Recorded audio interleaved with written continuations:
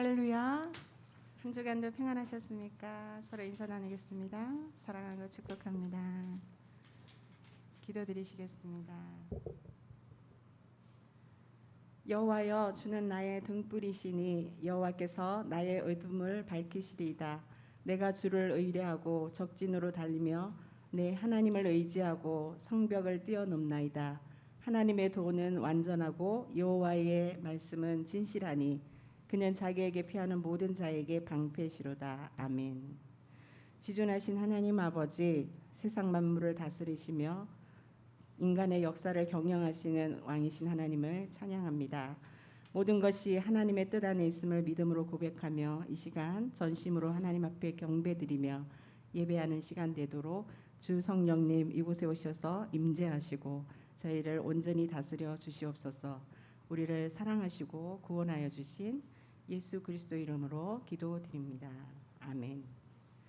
찬송가 405장입니다. 405장 찬송하겠습니다.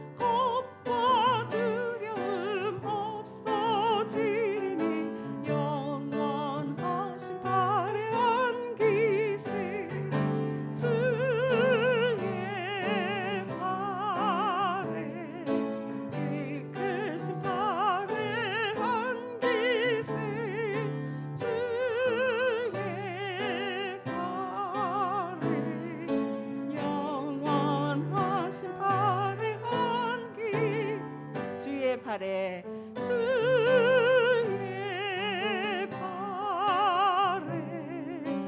그 크신 팔에 안기세 주의 팔에 영원하신 팔에 안기세.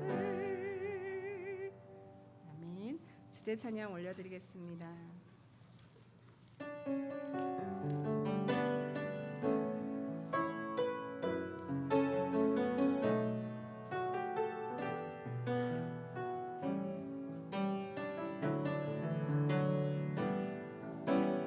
하나님이 날 참 사랑하시네.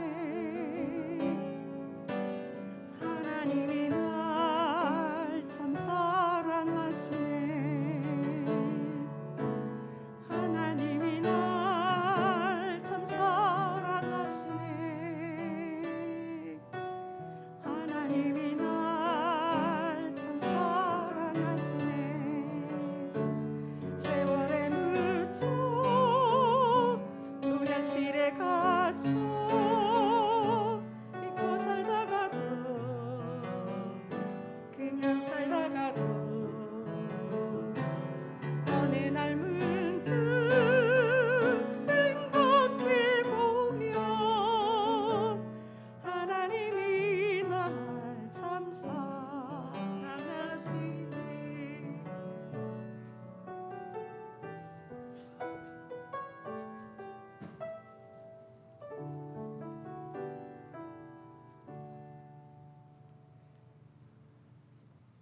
11월 6일 오순절 후 22번째 주일 하나님께 예배 드리시겠습니다. 여호와를 경외하는 자들아 너희는 여호와를 의지하여라. 그는 너희의 도움이시요 너희의 방패시로다. 여호와께서 우리를 생각하사 복을 주시되 이스라엘 집에도 복을 주시고 아론의 집에도 복을 주시며 높은 사람이나 낮은 사람을 막론하고 여호와를 경외하는 자들에게 복을 주시리로다. 하나님은 영이시니 예배하는 자가 영과 진리로 예배할지니라. 아멘.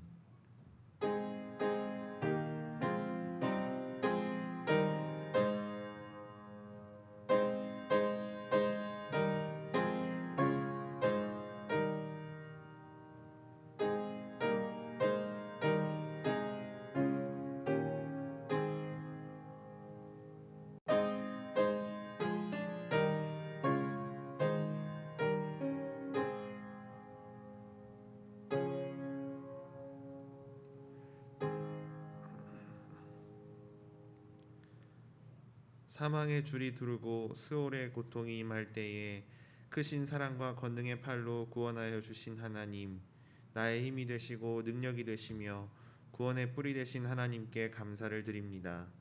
예배하는 이 시간 세상에 시달렸던 걱정과 근심과 무거운 짐을 내려놓게 하시고 하나님의 품 안에서 평안과 안식을 누리게 하여 주옵소서. 구원의 잔을 높이 들고 우리의 입을 크게 열어 기쁨과 감격의 찬송을 드리오니 영광을 받으시고 예비하신 말씀과 은혜로 우리의 심령을 만족하게 채워 주옵소서. 하나님만 홀로 영광 받으시기를 원하오며 예수님의 이름으로 기원하옵나이다. 아멘. 다 같이 일어나셔서 경배의 찬송가 35장 큰 영화로우신 주 찬양 드리시겠습니다. 가정에서도 일어나 주십시오.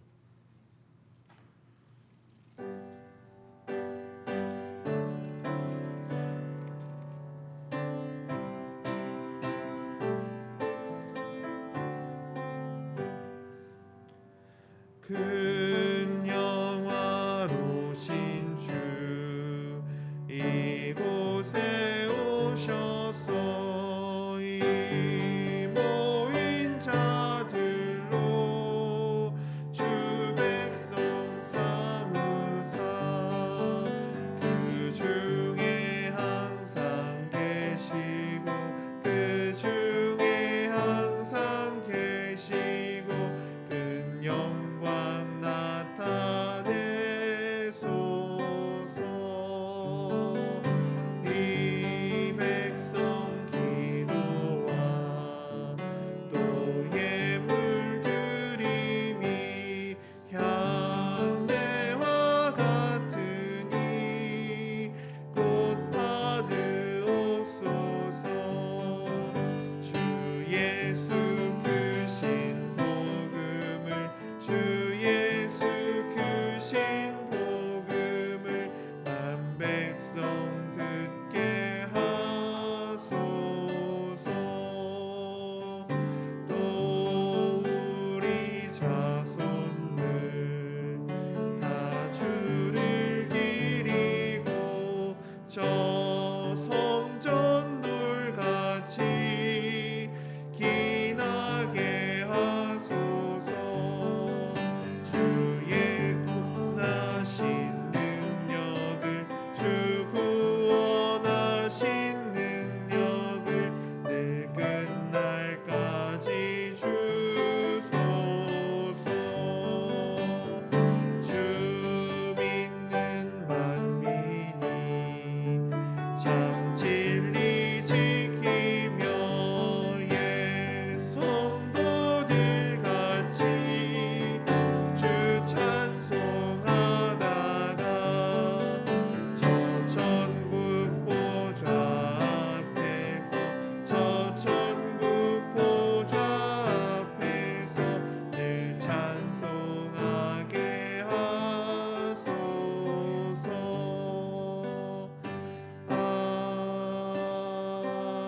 아멘.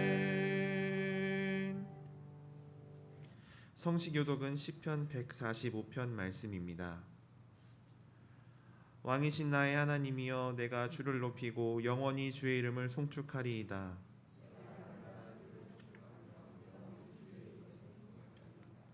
여호와는 위대하시니 크게 찬양할 것이라. 그의 위대하심을 측량하지 못하리로다.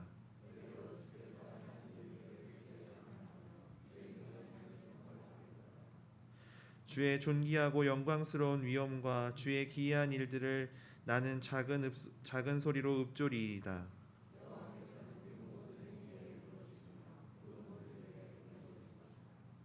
여호와께서는 자기에게 간구하는 모든 자 곧 신실하게 간구하는 모든 자에게 가까이 하시는도다.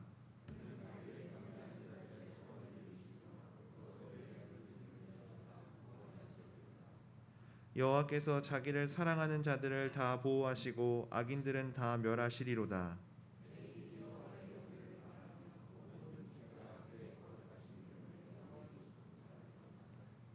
아멘. 다 같이 고백의 기도를 드리시겠습니다. 교회의 머리가 되시는 주님, 저희를 십자가 보혈로 거듭나게 하시고 주님의 몸된 교회의 지체가 되어 하나님을 섬기게 하신 은혜에 감사를 드립니다. 그러나 저희는 하나님께서 허락하신 이 소중한 교회를 바르게 섬기지 못했습니다. 신령하고 신실한 목자를 만나게 하셨으나 감사할 줄 몰랐고 세우신 주의 종들을 거역하고 그 마음을 아프게 하였습니다. 좋은 교우들과 더불어 한 소망을 품고 하나님을 섬기게 하셨으나 저희는 많은 교우들에게 거치는 돌이 되었습니다. 믿음이 연약한 자들을 돌보며 믿음이 성장하기를 기다려주지 못하고 거칠고 험한 말로 책망하고 나무랐습니다. 먼저 믿은 나의 잘못된 행동으로 아픔을 느끼며 시험에 드는 새 신자들도 있었습니다. 자비로우신 주님, 교회 공동체 안에서 드러난 우리의 허물을 용서해 주옵소서. 예수님의 이름으로 이 고백의 기도를 드립니다. 아멘. 이제는 하나님과 나만이 아는 죄를 침묵으로 기도 드리시겠습니다.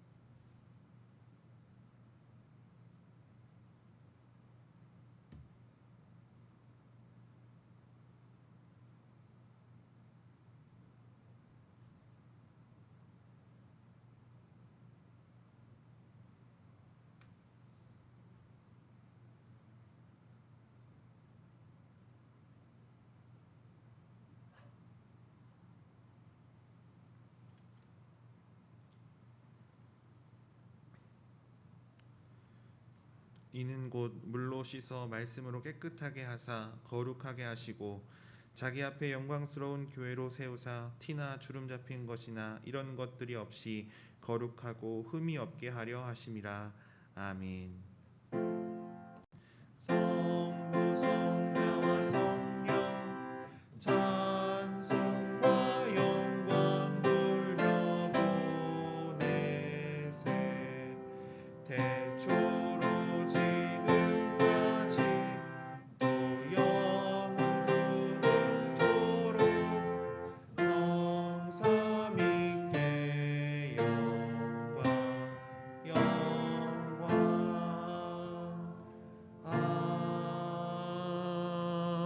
아멘. 나는 전능하신 아버지 하나님 천지의 창조주를 믿습니다. 나는 그의 유일하신 아들 우리 주 예수 그리스도를 믿습니다. 그는 성령으로 잉태되어 동정녀 마리아에게서 나시고 본디오 빌라도에게 고난을 받아 십자가에 못 박혀 죽으시고 장사된 지 사흘 만에 죽은 자 가운데서 다시 살아나셨으며 하늘에 오르시어 전능하신 아버지 하나님 우편에 앉아 계시다가 거기로부터 살아있는 자와 죽은 자를 심판하러 오십니다. 나는 성령을 믿으며 거룩한 공교회와 성도의 교제와 죄를 용서받는 것과 몸의 부활과 영생을 믿습니다. 아멘. 모두 자리에 앉아 주십시오. 양희천 장로님 기도하시겠습니다.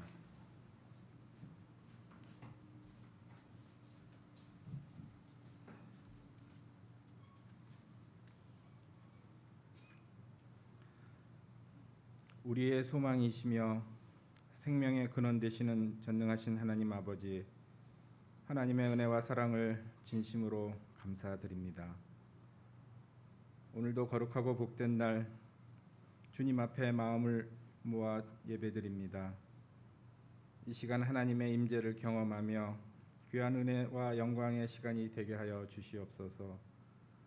우리의 삶 속에서 육신과 안목의 정욕, 이생의 자랑 속에서 살았던 우리의 모습들을 회개하며 다시금 말씀을 따라 순종하며 성령이 우리의 마음을 지배하게 하여 주시옵소서. 이제 11월 감사의 계절을 맞아 주님의 은혜와 사랑을 감사하는 자가 되게 하여 주시옵소서. 여호와께 감사하라. 그는 선하시며 그 인자하심이 영원함이로다라는 말씀을 늘 묵상하는 자가 되게 하여 주시옵소서. 교회를 사랑하시는 주님, 신앙의 공동체가 선교적 교회로 생명력 있고 건강한 교회로 성장하기를 소원합니다. 주님 안에서 평화와 안식을 누리며 북한 선교의 비전과 영성을 통한 내적 위로와 치유가 있게 하여 주시옵소서. 목회자와 온 교우가 청지기의 사명을 감당하며 주님의 마음으로 섬기게 하여 주시옵시고 늘 사랑과 우애가 넘치게 하여 주시옵소서. 교회 학교와 팀 사역, 목장 사역이 활발하여지며 환대와 초대의 시간을 통하여 주님 안에서 나눔과 교제가 풍성하게 이루어지게 하옵소서. 이 시간 오직 주의 복음을 전하는 국내외 선교사님들에게 함께하여 주시오며 힘든 여건 속에서 길을 열어 주시옵고 늘 건강을 지켜 주시옵소서. 치료의 근원 되시는 주님, 이 시간 질병으로 육신의 아픔과 고통 속에 있는 환우들을 돌아보사 치유와 회복의 은총을 주시옵소서. 하나님을 바라보게 하여 주시오며 주님의 자비와 긍휼을 베풀어 주시옵소서. 여러 가지 삶의 문제로 기도하는 이들에게도 주님의 선하신 뜻으로 인도하사 새 길을 열어 주시옵소서. 나라와 민족에게 함께하신 하나님, 지난 이태원 참사로 안타깝게 희생된 많은 젊은이들을 추모하며 유가족에게 위로와 사랑으로 함께하여 주시옵고 다시는 이 땅에 이러한 불행한 사고가 발생하지 않도록 국민의 안전과 평화가 잘 지켜지게 하옵소서. 치료 중에 있는 부상자들이 온전히 회복되게 하여 주시옵고 정부 각처의 사고 수습이 원만하게 잘 이루어지게 하옵소서. 그리스도인들이 아픔을 함께 나누며 우리의 자신을 돌아보는 시간이 되게 하여 주시옵소서.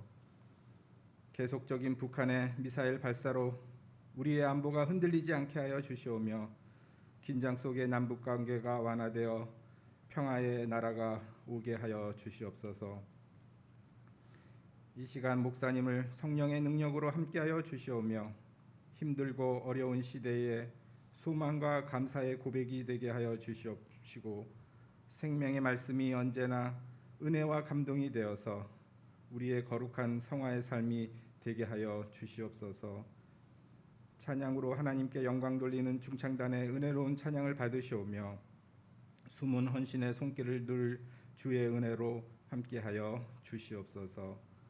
이 모든 간구를 우리 삶의 위로자 되신 예수님의 이름으로 기도드리오며 지금은 주님이 가르쳐 주신 기도로 기도드리오니 하늘에 계신 우리 아버지, 아버지의 이름을 거룩하게 하시며 아버지의 나라가 오게 하시며 아버지의 뜻이 깨끗이 하늘에서와 같이 땅에서도 이루어지게 하소서. 오늘 우리에게 일용할 양식을 주시고 우리가 우리에게 잘못한 사람을 용서하여 준 것 같이 우리 죄를 용서하여 주시고 우리를 시험에 빠지지 않게 하시고 악에서 구하소서. 나라와 권능과 영광이 영원히 아버지의 것입니다. 아멘.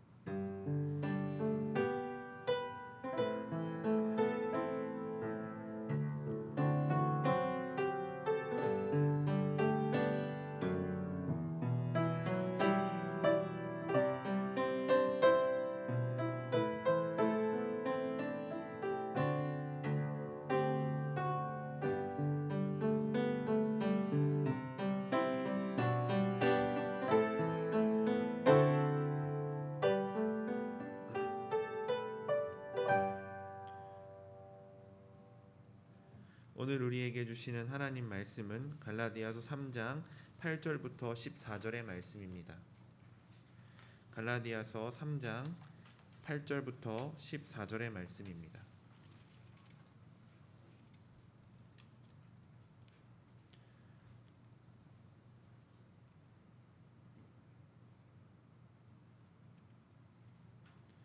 하나님의 말씀을 봉독하겠습니다. 또 하나님이 이방을 믿음으로 말미암아 의로 정하실 것을 성경이 미리 알고 먼저 아브라함에게 복음을 전하되 모든 이방인이 너로 말미암아 복을 받으리라 하였느니라. 그러므로 믿음으로 말미암는 자는 믿음이 있는 아브라함과 함께 복을 받느니라. 무릇 율법 행위에 속한 자들은 저주 아래 있나니 기록된 바 누구든지 율법책에 기록된 대로 모든 일을 항상 행하지 아니하는 자는 저주 아래 있는 자라 하였음이라. 또 하나님 앞에서 아무도 율법으로 말미암아 의롭게 되지 못할 것이 분명하니 이는 의인은 믿음으로 살리라 하였음이라. 율법은 믿음에서 난 것이 아니니 율법을 행하는 자는 그 가운데서 살리라 하였느니라. 그리스도께서 우리를 위하여 저주를 받은 바 되사 율법의 저주에서 우리를 속량하셨으니 기록된 바 나무에 달린 자마다 저주 아래에 있는 자라 하였음이라. 이는 그리스도 예수 안에서 아브라함의 복이 이방인에게 미치게 하고 또 우리로 하여금 믿음으로 말미암아 성령의 약속을 받게 하려 함이라. 아멘. 중창단 찬양이 있겠습니다.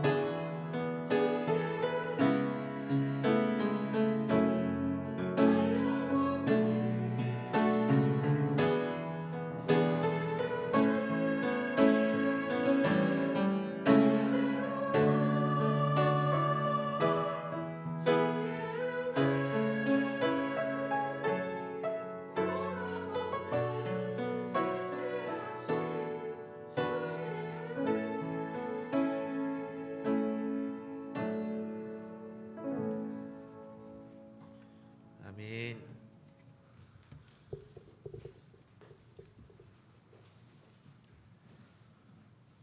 복과 성령의 약속을 받게 함이라라는 제목으로 차정규 목사님께서 말씀 선포하시겠습니다.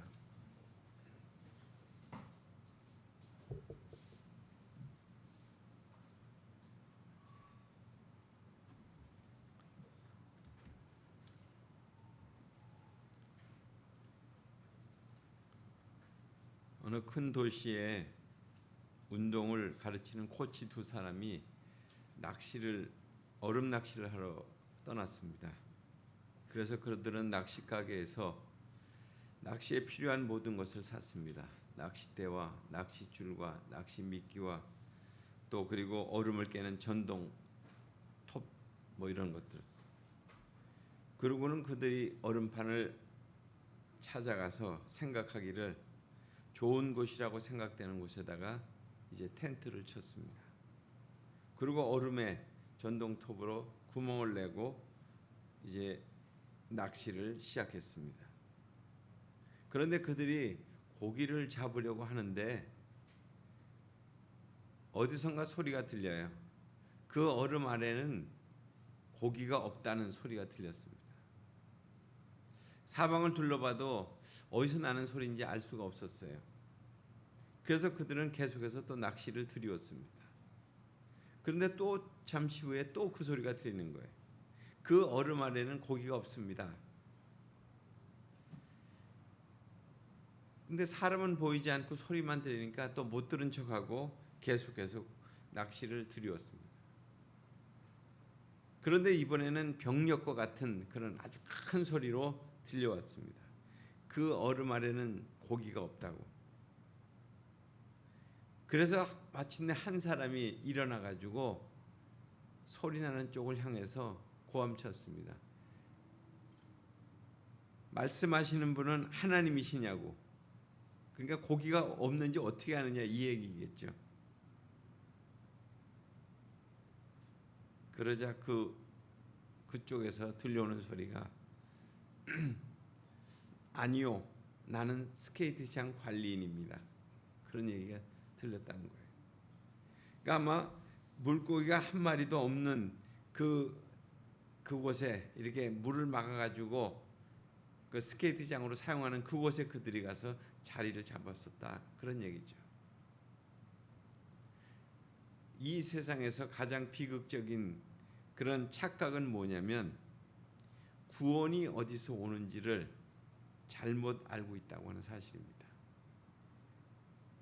그런데도 불구하고 여전히 사람들은 그냥 자기의 구원을 이루겠다고 노력을 하잖아요.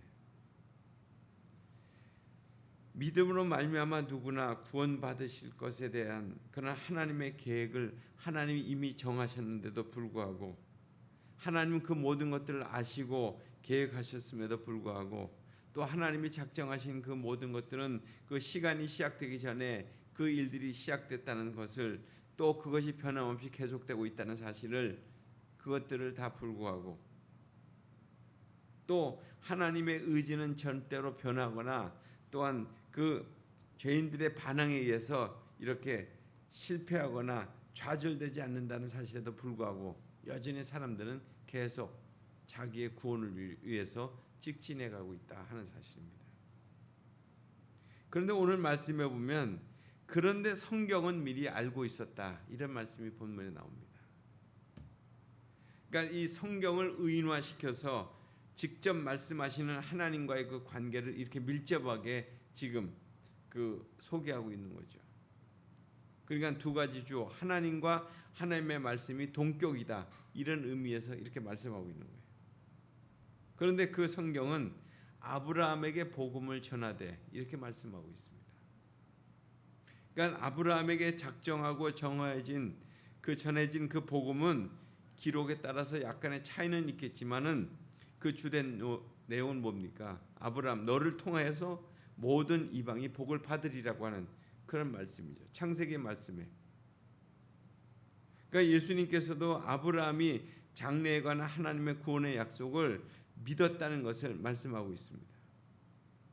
또한 이것은 오늘날 우리가 예수 그리스도를 믿음으로 말미암아 구원받게 됐다고 하는 그런 것과 일맥상통한 그런 말씀이죠. 이로 인해서 이방인들이 아브라함께 복을 받는다고 말씀하고 있습니다. 그러니까 일반적으로 구약에 나타난 이 복, 이건 언어적으로 베레카라고 하는 것인데 그것은 부모가 자식에게 빌어주는 복입니다. 뭐 너는 장수할 것이다. 너는 많은 그런 물질을 받게 될 것이다. 너는 건강할 것이다. 이런 것을 의미해요. 이것이 보통 성경에 나오는 복에 대한 얘기인데 오늘 여기에서 아브라함께 복을 받는다 하는 이 복은 율로기아라고 하는 또 다른 의미의 단어의 복이에요. 그것은 영적인 의미를 강조하는 것으로서 믿음으로 인해서 아브라함과 같이 의롭다고 칭함을 받는 구원을 받는다는 그런 의미의 복을 얘기하는 것이죠. 그러니까 복은 어느 개인이나 특정한 민족들에게만 국한된 것이 아니라 모든 이방 민족들에게도 믿음으로 말미암아 아브라함이 누렸던 그런 축복에 동참하게 된다 하는 그런 말씀을 주고 있는 것입니다. 그러나 무릇 행위에 속한 자들은 다 저주 아래 있는 자다. 또 이렇게 말씀하고 있습니다. 그러니까 율법의 행위를 구원의 방편으로 그렇게 삼는 자들은 다 저주 아래 있다고 하는. 그러니까 바울의 말은 죄가 이렇게 보편화됐다 이런 얘기예요. 그러니까 율법을 따르는 자들이 칭의를 받을 수 있다, 의롭게 될 수 있다 이렇게 말씀하고 있지만 그 율법 자체에 대해서 어떤 부정적인 시각으로 얘기하기보다는 율법을 지킨다고 할지라도 하나의 율법이라도 지키지 못하게 된다면 완벽하게 지키지 못하는 인간의 완악성 때문에 결국 저주를 받게 될 것이다 이런 말씀이거든요. 그래서 만약에 인간이 하나의 율법을 어기지 않고 모든 율법을 지킨다면 물론 구원을 얻을 수 있겠죠. 그러나 그렇게 될 수는 없다는 것입니다. 바울이 이와 같이 말하는 것은 율법의 기능이 여러 번 지금 지난주에도 몽학 선생이라고 그랬습니다. 그냥 길잡이라고 하는 그런 역할을 한다고 그랬어요. 결국 이 율법이라고 하는 것이 인간의 어떤 죄인됨을 드러내는 것이고 또한 모든 사람이 율법을 따라야 되는 그런 필연적인 의무를 지녔음에도 그것을 다 이행할 수 없다. 그것을 지금 일러주는 것이죠. 그러니까 인간의 능력으로는 도저히 지킬 수 없는 그 율법은 단지 정죄나 진노의 기능을 가질 뿐이다. 그런 말씀을 하고 있는 거예요. 그러면서 오늘 말씀에 의인은 믿음으로 말미암아 살리라 이렇게 말씀하고 있습니다. 그러니까 율법에 대한 부정적인 시각으로 의롭게 된다고 하는 것을 설명해온 이 바울이 이제 긍정적인 면에서 적극적인 면에서 의롭게 될 수 있는 그 길들을 지금 소개하고 있는 것입니다. 바울이 구약에서 인용한 그 의인은 믿음으로 말미암아 산다. 이 말씀은 이미 구원에 대한 여러 구절 중에 하나인데 최초로 이 말씀이 쓰여진 것은 BC 800년 전에 하박국 선지자를 통해서 쓰여졌던 말이에요. 갈대아인들, 그러니까 페르시아 전 사람들, 그 갈대아 사람들이 침공해 올 때 하박국 선지가 이스라엘 백성들을 향해서 외쳤던 말이에요. 참 사악한 자들을 심판하시는 하나님의 그 진노 앞에서 오직 의인은 믿음으로 살 것이다. 우리가 그들의 칼에 의해서 죽임을 당한다 할지라도 의인은 끝까지 살게 될 것이다. 이렇게 선포했던 자들입니다. 선포했던 내용입니다. 바울과 하박국 선지의 입장이 다른 것은 사실이지만 피할 수 없는 그런 그 위기와 저주 앞에서 믿음으로 여호와를 바라본다고 하는 것은 같은 의미죠. 결국 하나님과의 올바른 관계를 맺고 그 앞에 살고자 하는 자는 믿음에 의지해서 결국 살게 될 것이다. 이런 말씀을 하고 있는 것입니다. 이를 행하는 자는 그 가운데서 살 것이다. 바울은 갈라디아의 유대주의자들 앞에서 구약을 인용하면서 믿음과 율법이 하나 될 수 없다는 것을 분명히 밝히고 있어요. 믿음과 율법이 어떻게 같이 일맥상통할 수 없다는 거예요. 그러니까 율법으로 행하는 자들은 끝까지 율법으로 행하는 자의 삶을 살아야 하는 것이고, 또 율법을 행치 않으면 결국 저주를 받게 되는 것이고, 결국 율법주의자들은 자신들이 행한 의로운 행위로 구원받지 못하는 그런 심판에 이르게 될 때, 그렇구나, 율법이 결국 우리를 구원에 이르지 못하고 저주에 이르게 하는 것이구나, 이것을 깨닫게 될 것이라는 거예요. 그래서 율법으로 구원받지 못하니까 오늘 말씀에도 율법의 저주에서 속량하게 하셨다, 이런 말씀이 나오죠. 그러니까 율법에 노예된 우리가 그리스도께서 값을 치르심으로 인해서 결국 우리가 그 십자가의 피로 인해서 구원받게 됐다 하는 것입니다.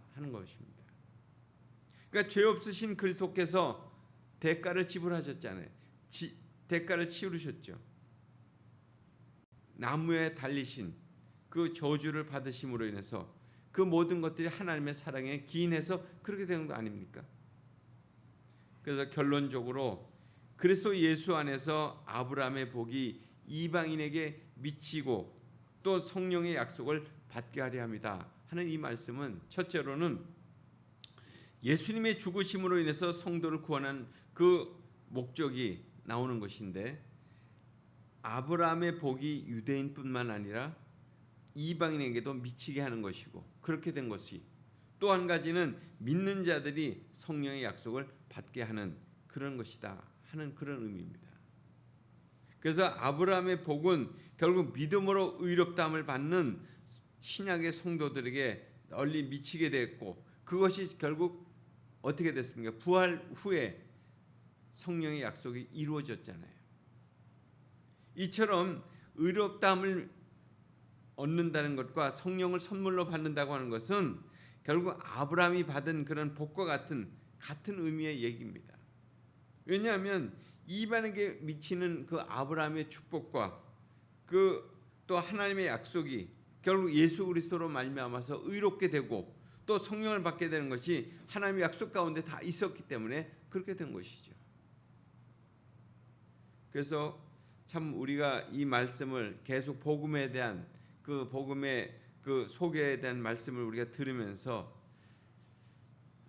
결국 우리가 복음으로 충만하고 복음의 능력을 힘입은 자들이 결국 우리가 해야 될 것이 과연 무엇인가 하는 것입니다. 우리의 교회에 목장들이 있습니다. 교회 안에 작은 또 교회들이 있죠. 결국 그들이 모두 문을 열고 복음의 충만함으로 또 그 능력에 충만한 모임이 되어서 그렇게 나아가기를 정말 간절히 바랍니다. 그런 간절한 바람의 과정을 말씀드린다면 그런 거예요. 이번 추수감사절에도 참으로 사람들을 초청해 옵니다. 또 목장에서도 그런 이들을 또 올 사람들을 약속하게 될 것입니다. 그럴 때 어떤 사람 데려온 그분에게 정성과 사랑으로 섬기게 되겠죠. 또 어떤 사람은 참으로 성경을 쉽게 가르쳐주면서 참 교회라는 것이 어떤 것이고 성경에 대한 구원에 대한 약속이 무엇이다, 이것을 우리에게 일깨워주게 될 것입니다. 또 목장지기는 또한 목장 모임을 지혜롭게 인도해서 참으로 목원들로 하여금 주일에 들려졌던 그 말씀을 가지고 한 주간의 삶 속에서 만난 그 예수님에 대한 것들을 또 잘 소개하면서 승리할 수 있는 것에 대해서 진솔하게 얘기를 나누게 될 것입니다. 그러면 목장마다 새롭게 복음을 믿기 시작하게 되는 그런 운동이 일어나게 될 것이고, 또 그렇게 승리를 체험하는 사람들의 그런 사람들로 가득하게 될 것 아니겠느냐 하는 거예요. 그러니까 복음을 부끄러워하면 능력이 나타나지 않습니다. 복음은 자랑할수록 복음의 능력이 나타나게 돼 있어요. 그래서 예수님을 자랑하고 그렇게 될 때 우리의 삶에 승리의 삶이 시작이 되는 것이다 하는 겁니다. 그래서 우리가 기회 있을 때마다 정말 우리 안에 예수님이라고 하는 그분이 누구이신지를 분명히 기억하고 그분을 또한 우리가 우리의 삶 속에서 또 이렇게 체험하는 것입니다. 또 그분을 자랑하는 것입니다. 그 피터 디존이라고 하는 사람이 쓴 책에 하나님에 대한 지식의 우선순위, 그런 책 속에 그런 얘기가 나와요. 인도에 그 떼강도들이 있었는데 거기에 몸을 담았던 라마드라고 하는 사람이 있었습니다. 그 사람의 얘기가 거기에 나오는데 그가 어느 날 어느 집에 부잣집에 들어가서 이제 물건을 이제 두져 가지고 나오려고 하는데 거기에 딱 자기가 보니까 담배 말기에 좋은 그런 좋은 얇은 종이로 만든 아주 작고 까만 책이 하나 눈에 띄어서 그것을 가지고 나왔습니다. 그리고 그 책을 가지고 온 이후에 매일 저녁마다 그 책의 종이를 하나씩 뜯어가지고 그리고 담배를 말아 폈다는 거예요.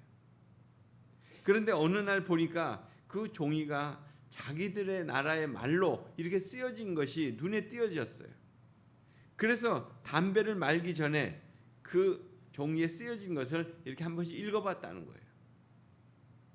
어느 날 저녁 한 페이지를 읽는 그 순간 그는 그 내용이 무엇인지는 모르지만 그것을 읽다가 바닥에 무릎을 꿇고 그리고 예수님께 자기의 죄를 용서해달라고 구원해달라고 그렇게 기도했다는 것입니다. 그리고 그는 경찰에 가서 자기의 악행들을 다 자수했다는 거예요. 경찰들도 놀랐죠. 악한 사람인 이 라마드라고 하는 이 사람이 예수 그리스도께 사로잡힌 자의 삶을 살기 시작했다는 거예요. 그리고 감옥에서 자기의 형량을 마치기까지 그런 많은 사람들에게 복음을 전했다는 거예요. 결국 그가 읽은 책은 어떤 책인지 짐작이 가시겠죠. 성경이었습니다. 성령님은 그리스도의 복음을 사용하였고 또 라마드에게는 그 구원에 이르는 하나님의 능력이 된 거예요. 그냥 말씀을 읽음으로 인해서 그것이 능력이 된 거예요. 여러분, 정말 믿는 자로서 승리하는 삶을 살고 계십니까? 저주에서 벗어난 삶, 어떤 사단의 권세에 눌려 있지 않고 풍성한 삶을 그렇게 여러분 살고 계십니까? 복음만이 하나님의 능력이심을 믿게 되시길 바랍니다. 복음을 믿고 정말 날마다 믿음을 앞세우면서 그렇게 살아가게 되시길 바랍니다. 복음을 부끄러워하지 말고 복음을 자랑하는 그런 삶을 살게 되시길 바랍니다. 날마다 더 크고 놀라운 승리의 역사가 여러분의 삶 속에 있게 될 거예요. 복음은 하나님의 사랑을 믿는 믿음이에요. 그 사랑이 갈보리 언덕에서 자신의 아들 예수 그리스도를 십자가에 못 박으셨잖아요. 그 놀라운 하나님의 사랑을 믿는다면 우리는 구원받은 사람들이에요. 우리가 이 일에 대해서 조금 더 노력한 것은 없습니다. 그것 때문에 또 믿지 못한다고 한다면 우리는 아직도 율법을 지켜야 하는 그런 공로 사상에 사로잡힌 사람들이라고 할 수 있습니다. 내가 한 일이 아무것도 없는데 어떻게 내가 받아들일 수 있는가입니다. 그렇다면 나는 아직도 내 안에 내가 살아있는 거예요. 내 안에 내가 죽어야만 예수가 사는데 내 안에 내가 아직 살고 있는 거예요. 내가 할 수 있다. 내가 해야 한다는 그 의지가 나를 구원한다는 것이 있을 수 있겠어요? 이는 예수님과 무관한 삶을 살게 되는 거죠. 결국 그것은 예수님의 구원을 알 수 없는 삶을 살게 되는 거예요. 그러나 예수님이 나의 구원을 위해서 죽으셨다는 것을 믿는다면, 나의 구원을 위해서 나는 아무것도 할 수 없다는 것을 인정한다면 결국 하나님의 놀라운 사랑이 왜 그렇게 일어났는지를 알게 될 것이다 하는 것입니다. 하나님의 놀라운 사랑은 복이에요. 모두를 위해서 펼쳐진 하나님의 복입니다. 그 복을 받는 것은 참으로 귀한 건데 사람들은 주저하죠. 그것이 현세적인 복이 아니라고 생각하니까. 현세적인 복은 있다가 사라지는 거 아니에요? 그것은 우리를 영원히 기쁘게 할 수도 없습니다. 그러나 하나님의 베푸신 구원의 복은 영원한 거잖아요. 또 오고 오는 세대에 주어진 복이에요. 주어질 복이에요. 그 복을 받기 위해서 결국 성령을 받아야 되잖아요. 성령께서 주셔야만 받을 수 있는 그 복이에요. 그것은 세상의 복은 요청해야 받을 수 있는 거라고 한다면 구원의 복은 성령께서 주셔야만, 부어 주셔야만 받을 수 있는 그런 복입니다. 그래서 그것을 은혜라고 합니다. 그냥 주어지는 거니까. 믿을 때 그냥 주어지는 것이 하나님의 은혜라는 거예요. 교회에서 성도들이 가장 흔하게 사용하는 말, 그 말도 은혜라는 말을 쓰잖아요. 은혜 받았다고, 은혜가 된다고. 그만큼 은혜는 우리의 일상 속에서 깊숙이 자리 잡고 있는 것은 분명해요. 우리가 은혜를 받으면 어떤 증거와 열매들이 맺히게 되는지 핵심적인 것들을 성경에서 말하고 있는 것들을 몇 가지 말씀드린다면, 첫째로 은혜를 받으면 어떻습니까? 평안과 기쁨과 애통함이 자연스럽게 일어나잖아요. 은혜를 받았다고 하는 것은 하나님 나라가 임했다는 것이고 성령의 열매, 기름 부음이 있다고 하는 그런 뜻이잖아요. 하나님의 나라가 임하게 되면 로마서 14장 17절에 보면 평강과 희락이 임한다고 그랬습니다. 초대교인들은 주를 위하여 핍박을 받고 능욕을 받았지만 그들은 하나같이 기뻐했다고 했어요. 그 은혜를 받은 후에. 그러나 우리는 은혜를 받으면 당장 어떤 그 기적이 일어나고 응답이 쏟아지고 무슨 문제가 해결되고, 물론 그런 쪽으로도 은혜가 이해될 수도 있겠지만, 은혜를 진짜 받게 된다면 은혜 받음에 대한 열매가 나타나야 되고 열매가 주변 사람들이 알아볼 수 있게 된다 하는 사실입니다. 가족들이 그냥 인정하지 않는 그 은혜는, 그것은 진짜가 아닐 것 같아요. 교회에서는 얼마든지 은혜로운 척 할 수 있어요. 내가 은혜 받은 것처럼 은혜로운 말과 은혜로운 행동과 은혜로운 기도, 은혜로운 분위기를 그렇게 내가 그냥 분위기 속에서 그렇게 만들어낼 수 있겠지만, 가족은 그것은 연기를 할 수 없잖아요. 실제가 금방 구분이 되는 거잖아요. 사람은 영적이잖아요. 영적인 존재죠. 그래서 누군가 은혜의 영성을 받았다, 은혜 받았담을 알고 싶다고 할 것 같으면 교인들에게 알아보는 것이 아니라 가족들에게 알아보는 것이 가장 정확한 것 같습니다. 두 번째로, 은혜를 받으면 베풀고 싶어서 안달이라는 것입니다. 초대교회에 성령이 불같이 임했고 초대교인들이 모두가 다 은혜를 받았어요. 그런 다음에 그들에게 어떤 현상이 일어났습니까? 자기가 가지고 있는 것을 다 나누고 베푸는 그런 일들을 했잖아요. 그 사도행전 4장에 보면 그런 말씀들이 나오죠. 그러니까 도대체 은혜 받았다고 하는 것은, 정말 진짜 은혜 받았다고 하는 것은 결국 자기의 것들을 아낌없이 베풀고 나눈다는 거예요. 사람들은 본능적으로 소유욕에 대한, 자기에 대한 소유 욕구가 있어요. 하나라도 더 움켜쥐고 싶고, 그리고 내 것이, 참으로 내 창고 안에 쌓이는 것이 더 기쁘다고 생각하는 사람들이 보통 기본적인 욕구예요. 그러나 은혜를 진정으로 받게 된다면, 하나님 나라가 임하게 되고 성령이 오시고 은혜를 받게 되면, 우리에게 임하신 그 성령과 은혜는 결국 우리를 가만 내버려 두지 않죠. 우리 안에 있는 것들을 그냥 나누어 주고 싶은 어떤 내 탐욕과 욕심, 이 모든 것들을 다 파쇄시키면서 그것들을 다 이렇게 나누고 싶은 그런 마음으로 충만해진다는 거예요.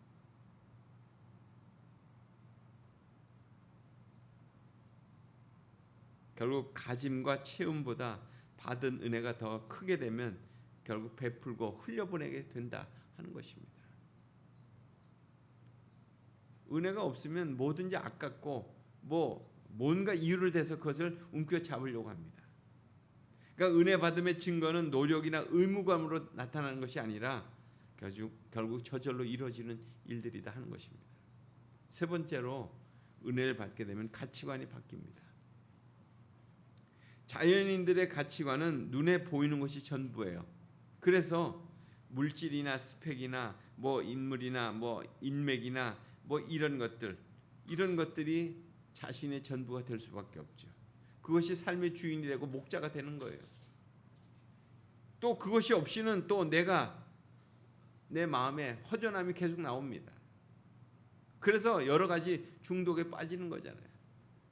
유튜브, 드라마, 쇼핑, 그 외에 여러 가지 것들이 있잖아요. 성형, 쾌락, 알코올, 여러 가지 은밀한 죄들에 대한 중독들이 계속 일어나요. 그것들은 자기의 허전함들을 거기에 메꾸기 위해서 그렇게 되는 거죠. 그것이 충족되거나 채워지게 되면 스스로 안전하고 행복하다고 그렇게 속으면서 살게 되죠. 그러나 진짜 은혜를 받게 된다면 결국 가치관의 변화가 일어나잖아요.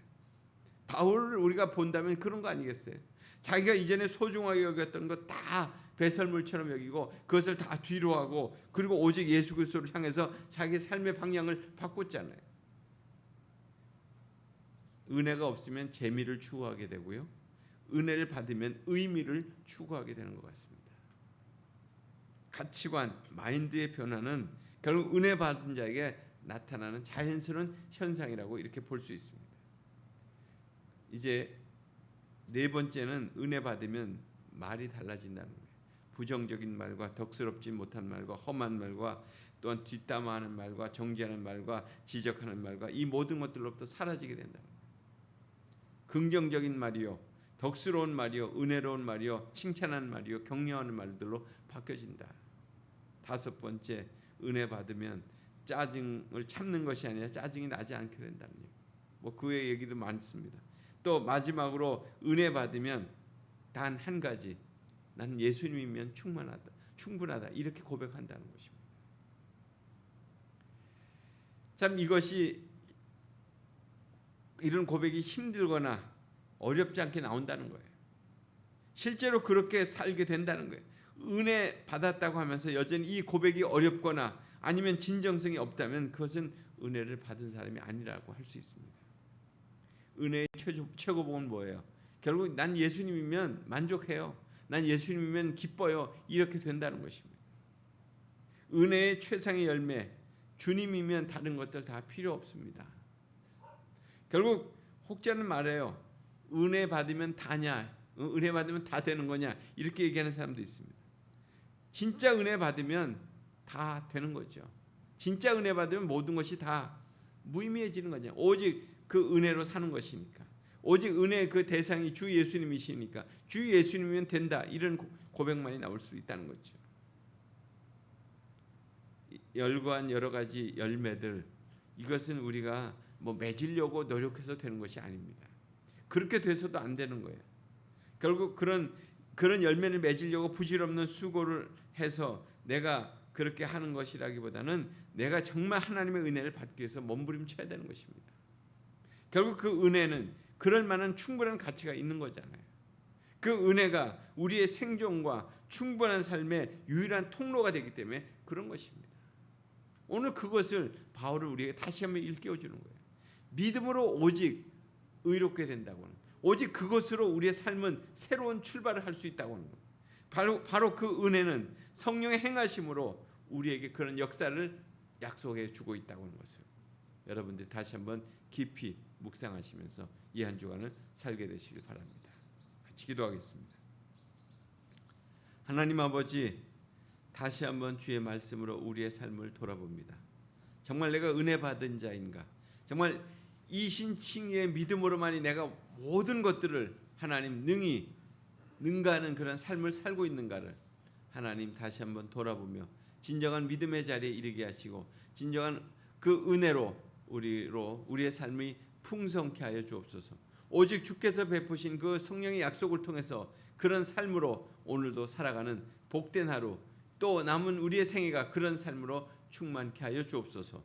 예수님 이름으로 기도드리옵나이다. 아멘.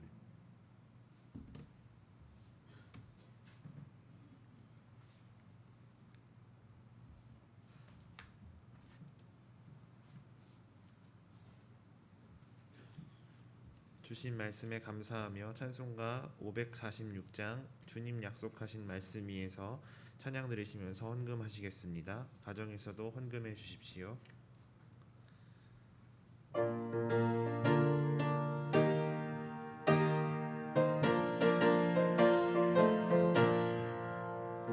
주님 약속하신 말씀 위에서 영원토록 주를 찬송하리라.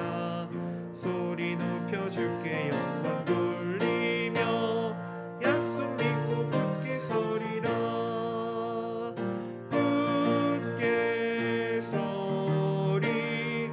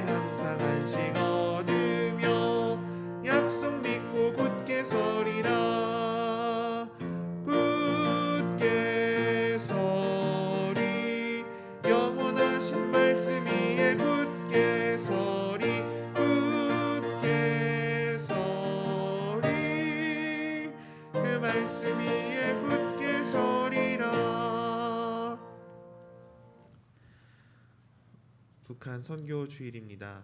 이 시간 함께 기도하실 때 북녘 땅을 또한 기억하면서 그곳에서 믿음으로 또한 주의 복을 구하며 또 주님의 은혜로 살아가는 우리의 동포들 또한 위하여서 기도해 주시고 그 지하 교회들에서 나누어지는 말씀과 또 은혜의 모든 그 모임들이 주님께서 함께 하시는 모임, 또 주님께서 소망과 또 힘 주시는 그 모임 되도록 함께 기도하고 또한 그들을 섬기고 돌보는 많은 사역자들을 기억하면서 그들의 그 손이 피곤치 않도록 또 그 통로들이 마르지 않도록 하나님께서 역사해 주시도록 또 오늘도 도와주시도록 그렇게 우리 함께 간구하며 기도하겠습니다. 하나님 아버지, 오늘도 믿음으로 모든 역경과 난관을 이겨가는 또 북녘 땅의 또 우리의 동포들과 또 믿음의 동료들을 기억합니다. 하나님, 오늘도 주의 말씀으로 새롭게 되어지게 하시고 또 많은 환경들과 또 그 사상들 속에서 혼란스럽고 사랑하기에 어려운 그런 삶이라 할지라도 하나님 주님의 은혜가 풍성히 부어져서 하나님 능히 사랑할 수 없을 때에 사랑하는 우리 형제들이 되게 하시고 또 주님의 은혜로 말미암아서 주님 힘겹고 또 감시가 있는 그런 상황 속에서도 하나님 복음의 그 소식들을 함께 전하면서 주님이 주신 은혜와 또 감사를 함께 나누게 하여 주시옵소서. 하나님, 그래서 그것이 우리가 간절히 구하는 은혜와 또 복이 그들 가운데도 함께하여서 하나님 매주 모이는 시간들과 또 의지하는 모든 그 기도의 그 끈들이 주님의 은혜로 풍성케 되기를 원합니다. 하나님, 또한 그들을 섬기는 사역자들이 있습니다. 주님, 선교사님들과 또 돕는 이들과 또 연결되어 있는 현지 사역자들, 주님께서 오늘도 그들에게 성령으로 충만케 하여 주시옵소서. 주님, 사역하고 복음을 전하고 또 지원을 연결하고 모든 소통하는 과정들 가운데 주님 성령의 교통하심이 있게 하시고 주님, 그리하여서 그 사역이 오늘도 주님이 주시는 소망 가운데 한 걸음 한 걸음 나아갈 수 있도록 주님 역사하여 주시옵소서. 주님께서 인도하시고 그 손을 붙들어 주시옵소서.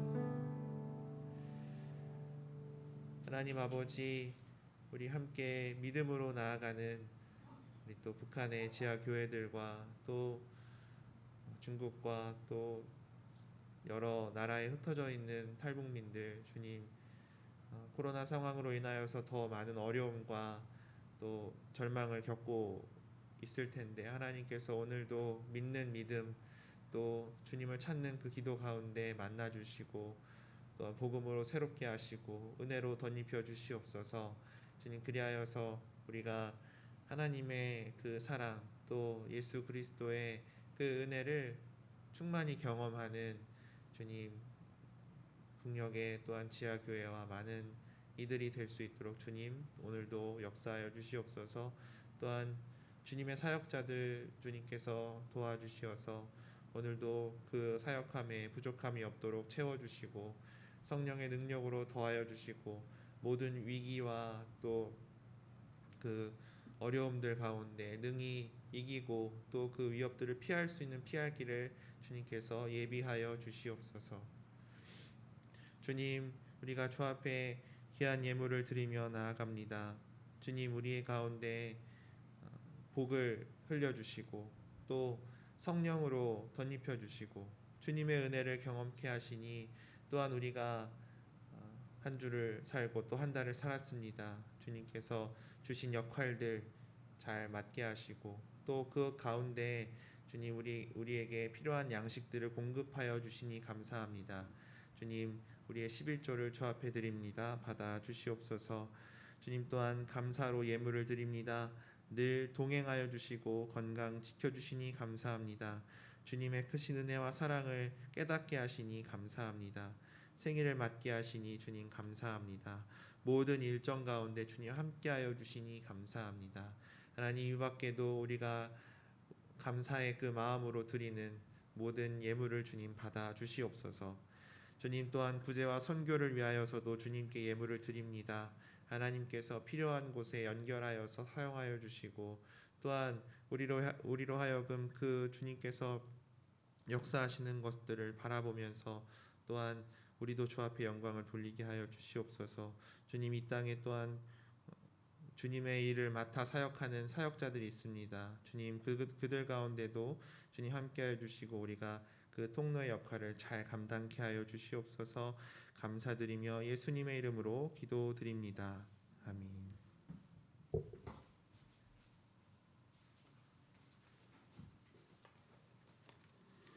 다 같이 일어나셔서 결단의 찬송가 549장 내 주여 뜻대로 찬양 드리시겠습니다. 가정에서도 일어나 주십시오.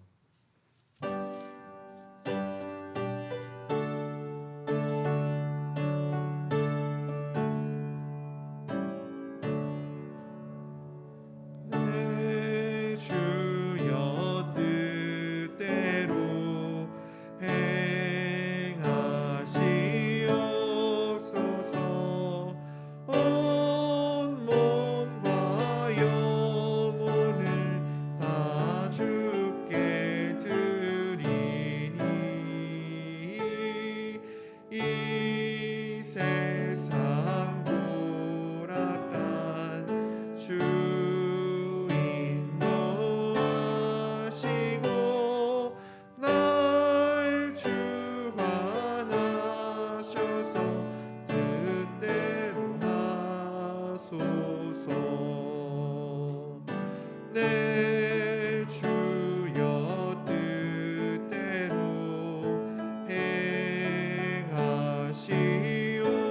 행하시옵소서. 큰 근심 중에도 낙심케 마소서. 주님도 때로는 울기도 하셨네. 날 주관하셔서 뜻대로 하소서. 내 주여 뜻대로 행하시옵소서. 내 모든 일을 다 주께 맡기고 저 천성 향하여 고요히 가리니 살든지 죽든지 뜻대로 하소서.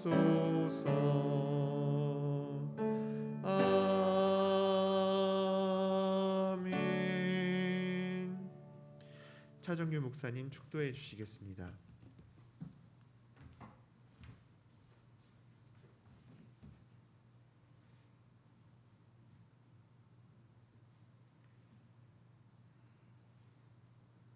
지금은 우리에게 생명과 구원의 은총을 베푸시는 우리 주 예수 그리스도의 은혜와 우리에게 한없는 사랑을 날마다 덧입히시는 하나님 아버지의 극진하신 사랑하심과 우리에게 구원의 복을 더하시는 성령님의 역사하심이 오늘 주님 앞에 나와 예배하는 하나님의 권속들과 또한 저들의 일터와 저들의 삶의 비전과 또 이 나라 이 민족 위에 지금도 영원까지 함께하여 주시기를 간절히 축원하옵나이다.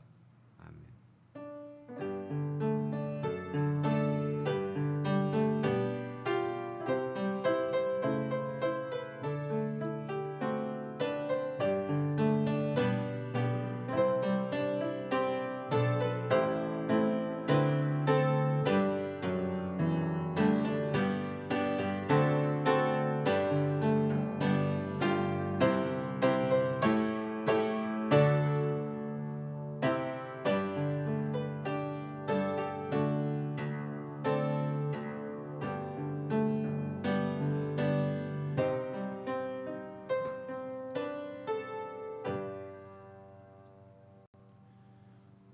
옆사람과 인사하겠습니다. 복과 성령으로 살겠습니다.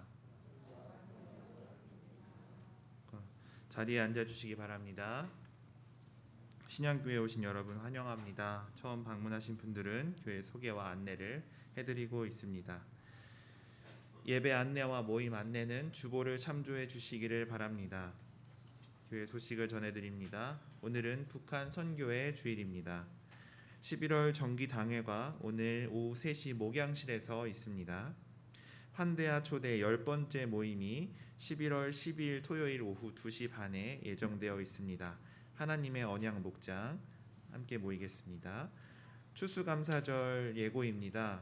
11월 20일 2부 예배에 진행됩니다.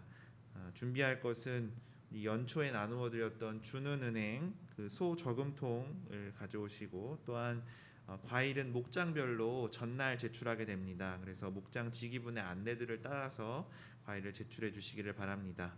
그리고 그날 특수는 현악 3중주가 예정되어 있습니다. 수요기도의 장소 변경을 계속해서 안내드립니다. 이제 선교관 2층에서 수요일 오후 7시 반에 예배를 드리고 또한 줌으로 참여하실 수 있습니다.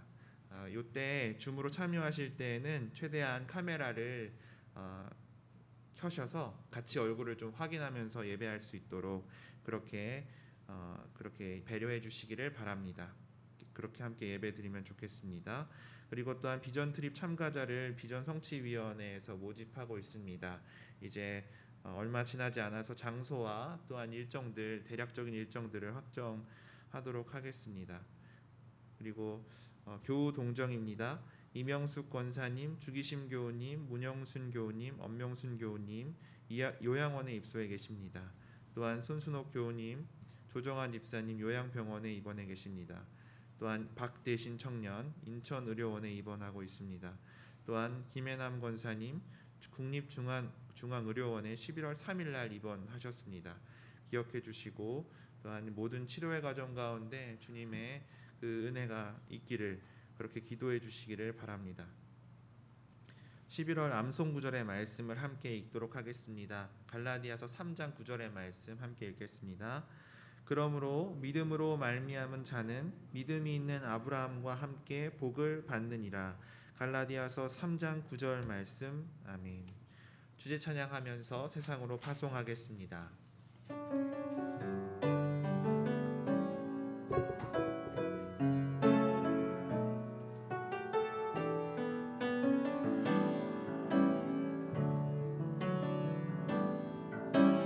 하나님이 날 참 사랑하시네. 하나님이